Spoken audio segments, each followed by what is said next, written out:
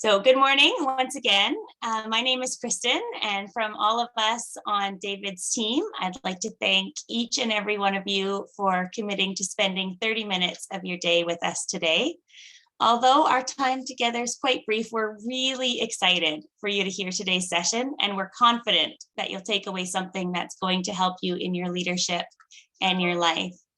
As many of you will know, David has more than 35 years of experience as a family therapist, workshop facilitator, lecturer, and advisor to leadership executives from all over the world. He's published several books, worked with CEOs from companies such as WestJet, Investors Group, Lilydale, and PharmaSave, and presented to countless organizations over the last several decades. David has a genuine gift for connecting people with the best versions of themselves, and his passion to help leaders lead more authentically is evident in everything he does. This mini-series is just one of the many ways that David is able to share his message, his knowledge, and his passion with as many people as possible.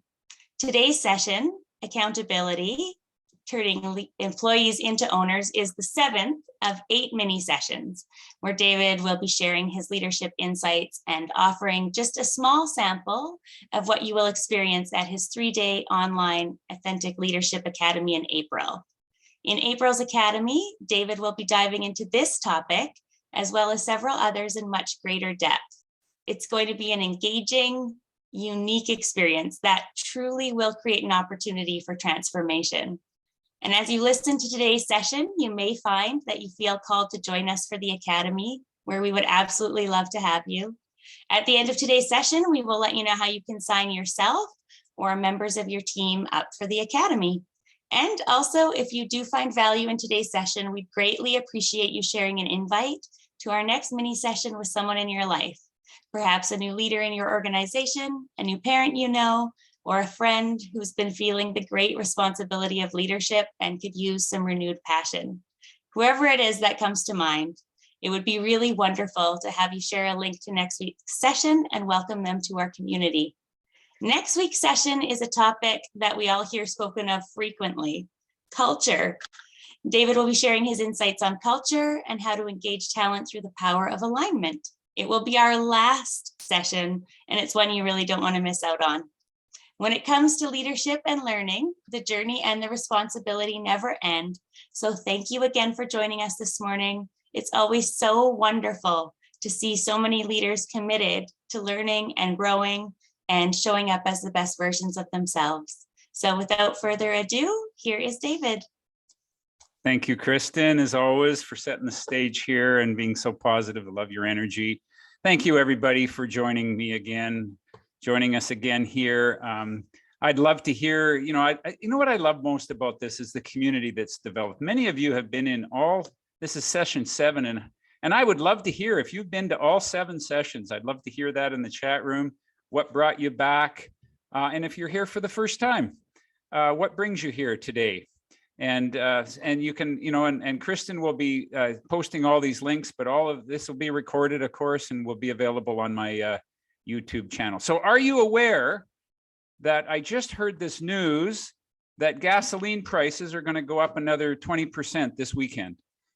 And anyway, that's my way of telling you that you've been April fueled. So that's, for those of you who know me, know that humor is not my strong point. It's not my strong suit, but I know that we all could use a little lightening up, and I do the best I can and make these vague attempts at some humor. So anyway, thanks for joining me today, and let's get going on this. Just to set a context for where this session fits into the broader model. My model of leadership is, we start with culture on the outside. In the middle is leadership, our leadership practices, which are your abilities. And as important as leadership abilities are, what's really more important is leadership presence, your inner qualities. And so we've been spending the last 3 sessions on leadership abilities. So just so you can get a context of where this fits into the Academy. And by the way, I must say the number of you have signed up for the Academy, and I really appreciate you doing that. And there's still a few seats available. So if it speaks to you, please feel free to, as Kristen said, to sign up. But just to have you see where renewing accountability, which is what we're really going to be talking about today, fits into this. So day one is going to be leadership presence, about who you are. Leadership practice is day two. So it's under leadership practice, but you know, it's really hard to talk about leadership with accountability without spilling over into leadership presence. So this is where the two of them will be quite will intersect. So there's really four, and again, this is probably a 2-day workshop on accountability, and we spend a good part of an afternoon in the academy on accountability, at least about 2 hours. And so there's really 4 components to accountability. Number one is clarity. What do we actually mean? Everybody talks about accountability today. Kids should be more accountable. Parents should be more accountable. Teachers should be more accountable. Leaders should be more accountable. Politicians should be more accountable. We all talk about it, folks, but I don't think we really understand what we're talking about. We assume that we do. So I'll just bring you a little bit of clarity about what I mean by accountability. And you're welcome to borrow my definition of accountability, but you can also create your own. But if you're going to walk around and say we're going to be got to be more accountable around here, let's make sure we really understand what we mean and that we're all on the same page. Because very rarely does accountability inspire you. And my job in the next half an hour is to have accountability actually inspire you. Then we're going to just very briefly, we're going to talk about personal responsibility under accountability. Partnerships is where we're going to focus today. And then the concrete practical process is called agreements, but we're going to mostly focus on partnerships. But let me just give you my definition of accountability. I learned this on the farm growing up. It's the ability to be counted on. Can you count on people? And, think about the people in your life that you can count on, and think about what it's like to work with those people. When they say they're going to do something, they're going to do it. And it's the foundation of self-respect. Think of, can you count on yourself when you make a promise to yourself? Do you know that regardless of how you feel, you're going to keep that promise? And what does that do when you know that you can be counted on? And it's that foundation really of self-worth and self-respect when we know that we can be counted on. All right, so when we talk about personal responsibility, I'm going to go back to this slide. If you were here for the first session, you saw this slide about this is where my mother was raised. 10 kids. I was just talking to Kristen about my mother-in-law, who was raised in a family of 18 siblings. And my mother was raised with 10 siblings in this little 900 square foot shack in southern Alberta. And, there wasn't 1 ounce of entitlement in my mom's bones. And she was really the one that inspired me about accountability. She always said, always make your gratitude bigger than your circumstances. And she just was always grateful. And, she lost 2 siblings during her upbringing. And, she just was always grateful and always had a great energy. And I always say, if you want to raise accountable kids who are self-responsible and who can be counted on, poverty really helps.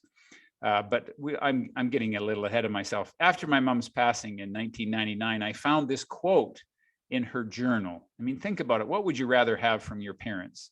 A rich financial inheritance with no character and values, or character and values and no money? Well, I'll tell you what I got from certainly my parents. My dad died in 1986. My mom died in 1999.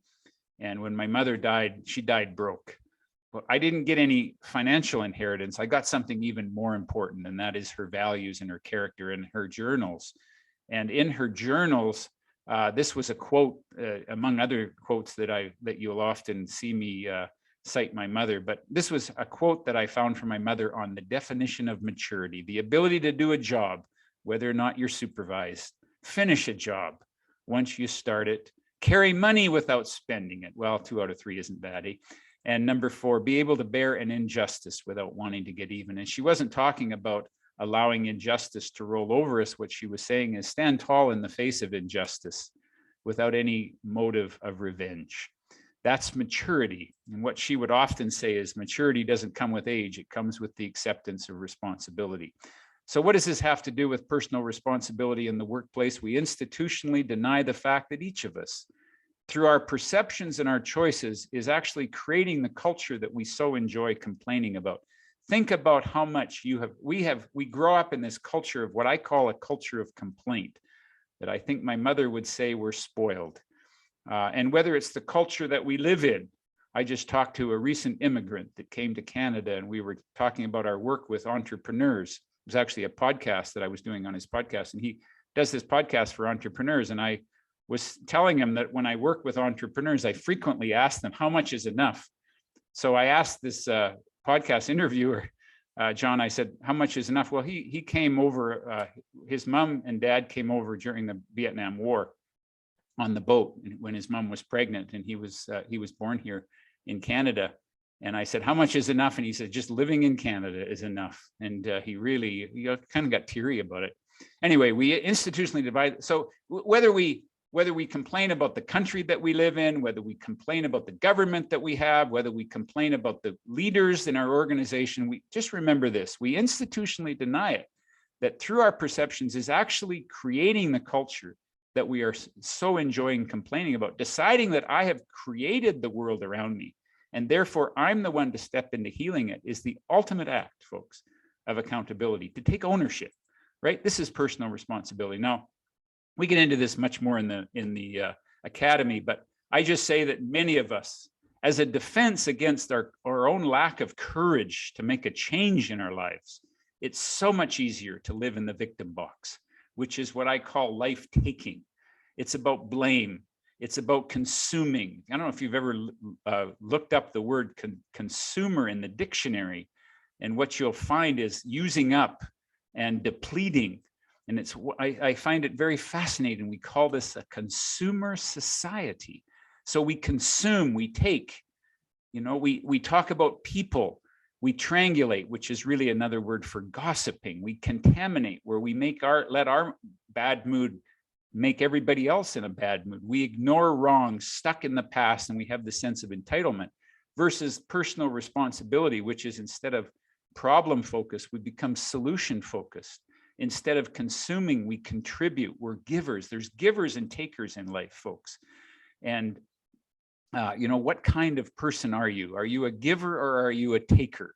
Talks about people versus talking about solutions, showing loyalty in people's absence. Be known, folks, as a person who won't gossip, who won't talk poorly about somebody in their absence. Be known as a person. It gives you self-respect. This is all one of the cornerstones of accountability. Containing feelings, instead of, the difference between venting and complaining. It's okay to vent. We all need to vent, but it's done in a contained way, just like garbage. Garbage is part of life. It's part of our world, but you don't spread garbage around. You don't spread your complaints around the whole house. What you do is you put it in a container. You have a beginning and an end, and you understand that there's a difference between complaining and venting. Venting just goes, or complaining just goes on and on and on, and there's no end to it. There's no personal responsibility. Venting says, we'll have a beginning and an end. I need 10 minutes to get this off my chest. And then we move towards solutions.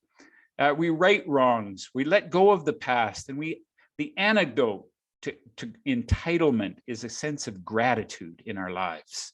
So this is we get into this in much more detail around personal responsibility, but it has to do with, in the academy, but it has to do with the questions that we ask. So here's some victim questions. And you can think about your own career and notice we all get into this victim box from time to time when we're under stress and when we're scared. Why don't they give us more direction or resources or effort? When will we get more information so we can make a decision? Why do they make it so difficult to do our job? When will they take care of the problem? Why is this happening to me? Why do we have to go through all this change? Who dropped the ball? Why don't they communicate with us? What's the common denominator? You can see the word they. Who is this they? Who is this government that we so often and so apt to complain about?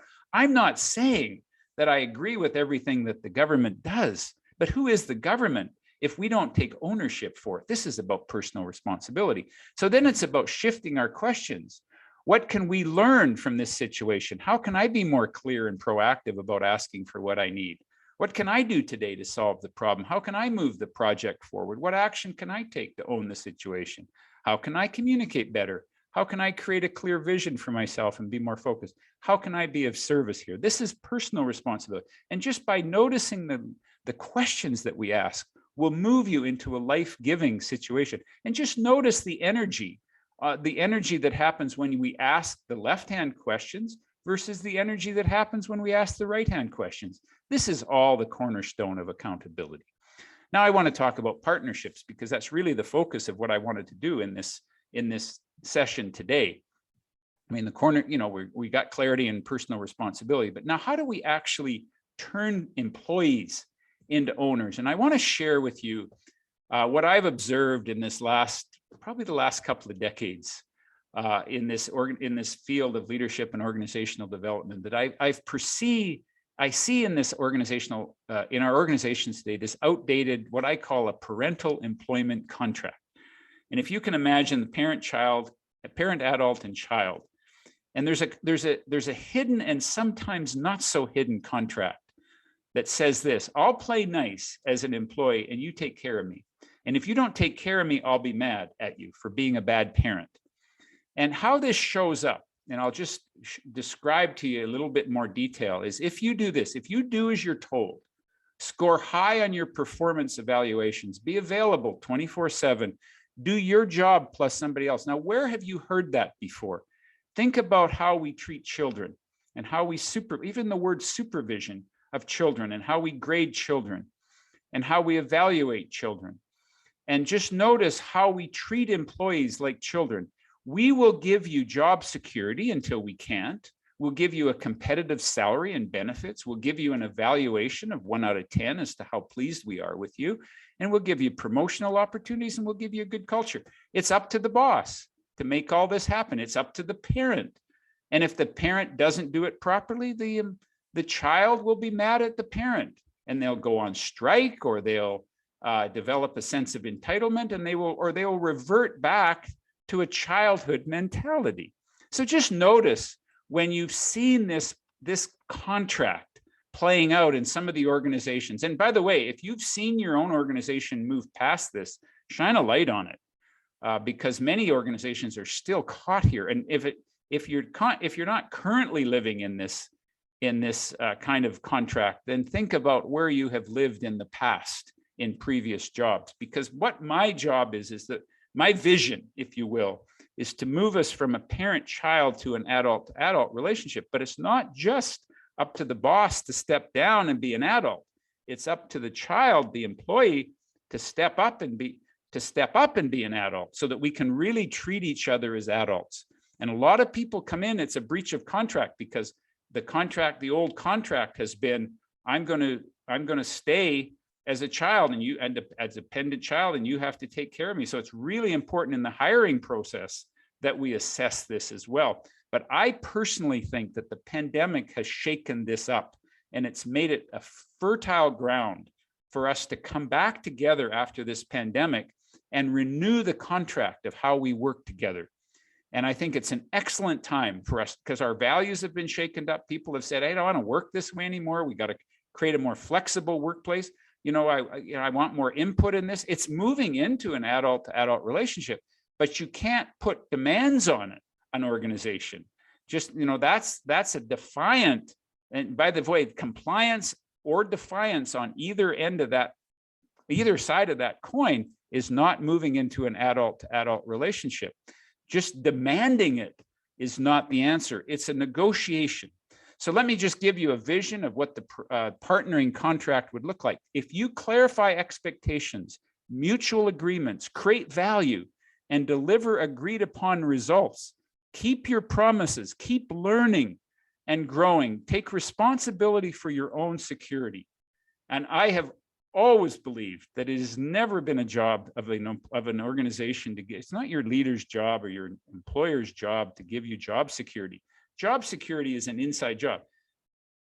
For those of you who listened a couple of weeks ago, it's on my YouTube channel, listen to my webinar on psychological safety and the role of organizations and the role of employees.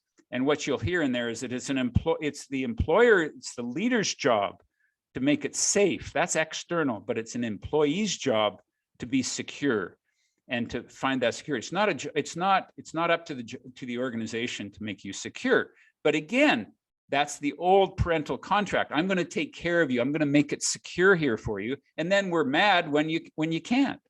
Versus this way to say, you take responsibility for your own employability. I have a bias that I think every employee should go for a job interview once a year. Not because it's disloyal, but because you know what? You're deciding to stay here. You're upgrading your skills. You're upgrading your resume. You could work in 3 or 4 different organizations, but you're choosing to stay here. And it comes out of strength, out of internal security. Anyway, then we'll give you, we'll give you expectation, clarify mutual agreements. We'll ensure a safe place for you to come in without necessarily job security. We'll keep our promises. We'll co-create with you a remarkable culture. We'll co-create a space for you to contribute and to grow. So this is a moving toward a partnering contract in an organization. The parental contract will lead to, when security comes from outside of yourself, what it does is it leads to entitlement. It leads to blame. It leads to a culture of complaint. It leads to regression toward adolescence. Self-centered and politics become paramount, rather than a partnering relationship where it says that security comes from within. It's a safe and caring place where people don't have to hide and pretend that they're not somebody that they're not, that they are somebody that they're not. Ownership and personal responsibility. It's about service over self-interest. It's about high trust. It's energy and engagement, and there's minimal politics. This is how you can begin to see, if you begin to see things on the right-hand column, you can see your organization is emerging toward this partnering contract, okay? So in terms of a performance evaluation, I'm really strongly biased about this. The old parental way that we evaluate performance is one way. I'm going to evaluate you and I'm going to judge you. What right does anybody have to evaluate anybody else, really? And my whole premise about this, think about a significant other in your life. If you're in a relationship, significant relationship, if you're in a marriage, and think, would you go home and evaluate your spouse? Now, you might have your spouse evaluate you, but if no one in their right mind would go home and evaluate their spouse based on how good they are in the marriage, you could ask for it, but to go home and lay that on your spouse would be inhuman and disrespectful. If you wouldn't do it with your spouse, why would you do it with a team member? Supervision, the whole notion of supervision. Nobody really wants, who here wants to be supervised? But that's that old child mentality, appraisal scoring systems. If there's one thing you take away from this, get rid of scoring evaluation systems. What right does anybody have to evaluate anybody else? Complaint and punishment will punish you, and then will lead to a culture of complaint. We fix problems, and actually that's a typo. That should say fixing people rather than fitting people. We fix people, it's annual, and I'm going to hold you accountable, versus a partnering relationship, which is it's two-way. It's honest, respectful feedback. You give me feedback, I'll give you feedback. Let's have those hard conversations. It's not shying away from it, but it's doing with it from a perspective of being a partner. There's clear expectations and trust, growth opportunities. There's consequences to choices. I'm not saying we let people off the hook, but what I'm saying is that it's not a heavy down, top down thing. It's fitting people instead of fixing people. It's ongoing, and we hold each other accountable. It's not just me doing it to you. It's us working that together, okay? Now, so just stop and think about your current way that you manage. The best indicator of how you've moved toward a partnering model is how you manage performance in your organization. And just think about how top down it is. That will be the best indicator for how much you've moved on this spectrum toward a partnering relationship. And I want to just finish off the morning. I hope I've just given you something to reflect on. Go back to the office, go back to your workplace, go back to your family, go back and talk about this, and talk about how are we doing with this partnering model, and begin to just have the conversation. We're not going to get this thing perfectly, but begin to say, how do we change this? So one way that we can look at changing it is through our agreement process. So how do we manage performance? How do we manage behavior and expectations? This is, this is the key question that comes with this, and it comes through just clear, what I call accountability agreements. And there's 5 steps. By the way, you feel free to use the language here, or you can have your own language. What I've noticed is that when relationships and expectations break down, it usually means that there's one of these 5 key elements that's missing. So what I would suggest, and again, this is a tool and it's a process, but there are also principles here. So anytime, whenever you have an expectation of another person, then you can use this agreement process. So clarity, first of all, we need to be really clear. What do you expect from each other? What's expected? You can't have accountability without clarity. And a lack of clarity leads to mediocrity. Agreements, what will you actually agree to? And this is something that we forget to do, is when I say, well, I need this from you, can't, and then you got to finish it off with, can I count on this from you? So that there's actually, my dad was a carpenter, and he taught me, you pound the nail in, and then the last nail, you sink the nail, and you sink the nail with a clear agreement. One thing to lay out an expectation and get clear about that, but there's also, can I get this? Can I expect this from you? Don't just say, you got to clean up that agreement. If you say, well, I'd like this as soon as possible. Well, you might have Friday in mind. They might have Tuesday in mind, then you're going to be frustrated. So you got to get really clear on agreements. No, I'll agree to have this to you by Friday, or I can't agree to have this to you by Friday because I've got all this other material on my desk. What would you like me to let go of? Would you like me to make this a priority? And we can negotiate that. That's a partnering relationship, rather than just throwing it into somebody. And this is the downside of emails. We just throw an email at somebody. By the way, a request is not an agreement. Just because you email somebody says, I need this by Friday, make sure you get an agreement. Do you have the commitment? Do you have the agreement? Do you have the commitment? Do you have the resources? Do you have the willingness to get this done by Friday? Let's talk that out. And this is what's happened with this technology running our world. And certainly in a remote world, we got to be really extra careful about this, making sure that we slow this down and get those agreements. Support requirements. Every time I have a request from you, I also want to ask you, what support do you need from me to help you achieve that agreement? And then my support requirements to you will be your agreements to me, and your support requirements to me will be my agreements to you. This is what locks us together in an accountable relationship. And then what consequences will we have? What motivators will we have? And that's again negotiated. We get into this in a lot more detail in the academy, but just to give you an outline. And then an evergreen plan. How often do we need to meet to keep our agreement alive? Maybe if it's a new agreement, we meet every week. Maybe we meet every other day, and that we evolve to a point where we don't have to meet so often. But this is where I found when frustration surfaces and expectations don't get met, usually it's one of these 5 things that get forgotten. So folks, that's my speech today about accountability. It's a quick one. And again, I want to just invite you. Next week, we're going to talk about, as Kristen outlined, next week, we're going to finish off. It'll be our last session, our last mini session, talking about culture and engaging talent. Again, I want to invite you to this transformational experience.